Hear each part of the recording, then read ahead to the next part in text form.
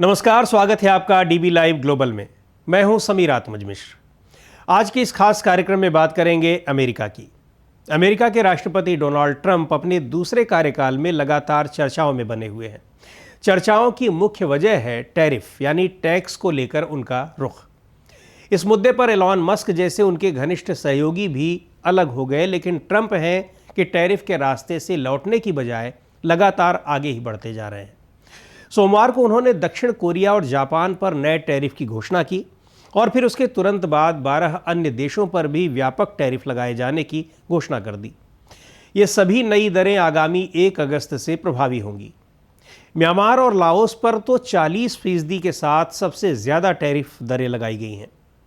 अपने social media truth social पर post करते हुए उन्होंने कहा कि इसका उद्देश्य अमेरिकी व्यापार संबंधों को फिर से संतुलित करना है। इसके अलावा किसी भी जवाबी कार्रवाई के खिलाफ ट्रंप ने चेतावनी भी जारी की है। उससे पहले ब्राज़ील के रियो डी जेनेरियो में 17वां ब्रिक्स शिखर सम्मेलन खत्म हुआ तो उसकी चर्चा भी डोनाल्ड ट्रंप के एक बयान को लेकर खूब हुई, या यूँ कहें कि हो रही है। ब्रिक्स दुनिया की सबसे तेज़ी से बढ़ती अर्थव्यवस्था वाले देशों का संगठन है और भारत इसके संस्थापक सदस्यों में से है। हुआ ये कि रियो डी जेनेरियो में ब्रिक्स शिखर सम्मेलन के बाद एक घोषणा पत्र जारी किया गया और उसके बाद डोनाल्ड ट्रंप की प्रतिक्रिया सामने आई। ट्रंप ने उन देशों को सीधी धमकी दी है जो ब्रिक्स की अमेरिका विरोधी नीतियों के साथ चलेंगे, ये उनका कहना था। सोमवार को उन्होंने ट्रुथ सोशल पर पोस्ट किया कि जो भी देश खुद को ब्रिक्स की अमेरिका विरोधी नीतियों के साथ जोड़ता है उस पर अमेरिका की ओर से अतिरिक्त 10% टैरिफ लगाया जाएगा। इस नीति में कोई छूट नहीं दी जाएगी। रियो घोषणा पत्र में वैश्विक शासन में सुधार करने से लेकर अंतर्राष्ट्रीय स्थिरता पर बात की गई है। रियो घोषणा पत्र में कहा गया है कि ब्रिक्स में शामिल देश एक तरफा टैरिफ और नॉन टैरिफ उपायों के बढ़ते इस्तेमाल पर गहरी चिंता व्यक्त करते हैं। ये उपाय व्यापार के तरीकों को बिगाड़ रहे हैं और विश्व व्यापार संगठन यानी WTO के मानदंडों का उल्लंघन करते हैं। हालांकि इसमें अमेरिका का कहीं कोई जिक्र नहीं है, लेकिन माना जा रहा है कि घोषणा पत्र में इसी मुद्दे को लेकर डोनाल्ड ट्रंप ने टैरिफ लगाने की धमकी दी है। यह धमकी ट्रंप ने तब दी है जब भारत के साथ अमेरिका की एक बड़ी ट्रेड डील को अंतिम रूप देने की तैयारी हो रही है और माना जा रहा है कि इसकी घोषणा जल्दी ही हो सकती है। इस बात की जानकारी भी कई बार खुद ट्रंप ही दे चुके हैं। अमेरिका ने 7 जुलाई से कई देशों के साथ ट्रेड डील की घोषणा शुरू भी कर दी है। रियो घोषणा पत्र में अमेरिका का नाम नहीं लिया गया, फिर भी ट्रंप ने ब्रिक्स देशों के साथ व्यापार करने वालों को टैरिफ की धमकी दे दी। इससे ये साफ पता चलता है कि मजबूत देशों की कोई भी एकजुटता ट्रंप को खासा परेशान कर देती है। ट्रंप को हर चीज़ में लगता है कि अमेरिका के खिलाफ साजिश हो रही है। दूसरे, ट्रंप ये भी सोचते हैं कि अमेरिका पूरी दुनिया का बॉस है और बाकी देश उसके अधीनस्थ देश हैं, बिल्कुल वैसे जैसे बाकी देश उनके उपनिवेश हों, जहां वो एक तरफा अपनी नीतियां लागू करना चाहते हैं।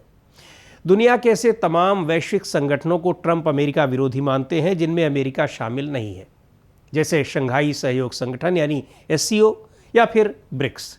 ब्रिक्स की बात करें तो भारत, रूस और चीन इसके संस्थापक सदस्य देशों में हैं और तीनों ही देश दुनिया की ताकत अर्थव्यवस्थाओं में से एक हैं। रूस और चीन तो आपस में अपनी करेंसी में व्यापार भी करते रहे हैं।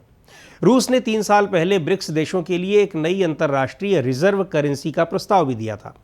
अमेरिका उस प्रस्ताव से भी आशंकित रहता है क्योंकि उसके लागू होने से डॉलर का महत्व कम हो जाएगा। हालांकि ब्रिक्स के सदस्य देशों के बीच उस पर अब तक कोई सहमति नहीं बन पाई है। जहां तक ब्रिक्स की बात है तो उसे लेकर ट्रंप के आशंकित होने की मुख्य वजह करेंसी ही है, क्योंकि और कोई वजह हो नहीं सकती। चीन भले ही संगठन में शामिल है और संस्थापक सदस्य है, लेकिन उसके होने और भारत और रूस की मौजूदगी के बावजूद ब्रिक्स अब तक अपनी राजनीतिक और आर्थिक ताकत को दिखाने में नाकाम रहा है। वहीं अमेरिका डॉलर का इस्तेमाल सिर्फ करेंसी के तौर पर ही नहीं बल्कि एक हथियार के तौर पर भी करता है। जिस देश के साथ उसके संबंध ठीक नहीं होते हैं उन्हें वो डॉलर में ट्रांजैक्शन करने से रोक देता है, यानी स्विफ्ट सिस्टम से बाहर कर देता है। स्विफ्ट का मतलब है society for world wide interbank financial telecommunication. America ने 2012 में ईरान को और फिर 2022 में रूस को स्विफ्ट सिस्टम से बाहर कर दिया था। हालांकि ब्रिक्स देशों के लिए एक कॉमन करेंसी बनाना और उसी में व्यापार करना इतना आसान भी नहीं है। पहली बात तो सदस्य देशों के बीच इस पर सहमति बने, जो बहुत आसान नहीं है। इसके कई नुकसान भी हैं। इसका इस्तेमाल उन्हीं देशों के बीच हो सकता है जिनके साथ ब्रिक्स देशों का व्यापार है, लेकिन डॉलर को कितनी चुनौती दे पाएगा, ये कहना मुश्किल है। बहुत से देश ब्रिक्स के अलावा अन्य देशों से भी व्यापार करते हैं, उनके लिए दिक्कतें खड़ी हो जाएंगी। डोनाल्ड ट्रंप ने क्या सोचकर ब्रिक्स देशों और उनके साथ व्यापार करने वालों को इतनी बड़ी धमकी दे दी, ये समझना मुश्किल है, क्योंकि वास्तव में ब्रिक्स कभी भी एक मजबूत संगठन नहीं रहा। इसमें शामिल सभी देशों की न तो कोई एक विचारधारा है और न ही भौगोलिक तौर पर इनमें कोई समानता है, न तो इनका कोई औपचारिक सचिवालय बना और न ही कोई प्रशासनिक तंत्र। हालांकि डोनाल्ड ट्रंप टैरिफ खेलने में खुद को काफ़ी सहज महसूस करते हैं, दुनिया भले ही उससे इधर उधर हो रही हो। दूसरी बार अमेरिका का राष्ट्रपति बनने के बाद उन्होंने दुनिया के ज़्यादातर देशों पर टैरिफ लगाने की घोषणा की थी। भारतीय सामानों पर भी 26% टैरिफ लगाने की घोषणा की थी। हालांकि उन्होंने 9 जुलाई तक सभी टैरिफ पर रोक लगा दी थी, लेकिन सभी देशों पर 10% की टैरिफ की दर को बरकरार रखा था। ये तारीख जल्दी ही ख़त्म होने वाली है और उससे पहले अमेरिका को अलग अलग देशों के साथ ट्रेड डील फाइनल करनी है। ब्रिक्स देशों पर टैरिफ लगाने की घोषणा के बाद भारत पर इसके असर को लेकर भी चर्चाएं हैं। भारत समेत ब्रिक्स के कई देश अमेरिका से ट्रेड डील पर बातचीत कर रहे हैं। भारत ने फिलहाल 10% टैरिफ को स्वीकार कर लिया था, लेकिन जो 26% टैरिफ लगाने की बात कही गई है उस पर अभी आखिरी फैसला होना है। भारत कृषि और डेयरी उत्पादों को लेकर अमेरिका की बात मानने को राजी नहीं है, लेकिन अमेरिका ऐसी ही कड़ी शर्तों पर डील करने पर अड़ा है।